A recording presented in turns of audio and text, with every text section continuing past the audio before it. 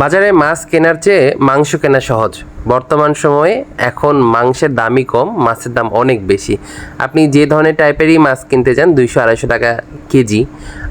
তারপরে যদি চিংড়ি মাছ কিনতে চান বা ছোটো মাছ কিনতে চান যেগুলো আপনার খাইতে ভালো লাগে বা টেস্টি, যদি ইলিশ মাছ কিনতে চান সেটা 2200 টাকায় কেজি। আর মাংস সেই তুলনায় আমার মনে হয় একটু কম দামই আছে। ধরেন এখন মুরগি আপনি যদি ব্রয়লার মুরগি কিনতে চান তাহলে 150 টাকার মধ্যেই পাবেন, লেয়ার মুরগি 250 থেকে 300-র মধ্যে পাওয়া যায়। সো সেই জায়গা থেকে আমার মনে হয় একটু বুদ্ধি করে চললে আপনি প্রতিদিন মাছের টাকা দিয়ে মাংস খেতে পারবেন।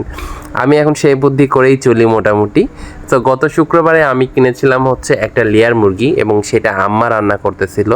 আম্মার রান্না সবসময় স্পেশাল, বিশেষ রান্না হয়, খুবই মজা হয়।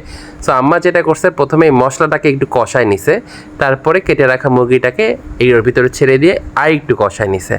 কারণ আম্মা আজকে যে রান্নাটা করবে সেটা হচ্ছে মুরগিটা আলু দিয়ে রান্না করবে এবং এটা আমার খুবই পছন্দের একটা রান্না। মানে আলু দিয়ে মুরগির মাংস আমার খুবই ভালো লাগে।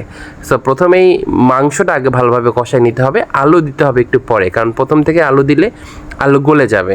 সো আলু দিয়ে আর একটু কষায় নেওয়ার পরে পানি দিয়ে দিলে মোটামুটি রান্না শেষ। যেহেতু মশলা আগেই কষে নেওয়া হয়েছিল, কিন্তু তারপরেও কিছু অংশ বাকি থেকে যায়, আপনাকে আরও কিছুক্ষণ জাল দিতে হবে।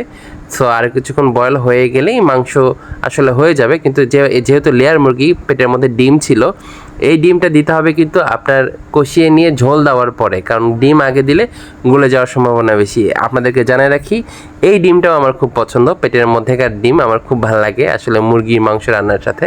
সো আজকে খুব জম্পেশ খাওয়া হবে এই ভাবছিলাম।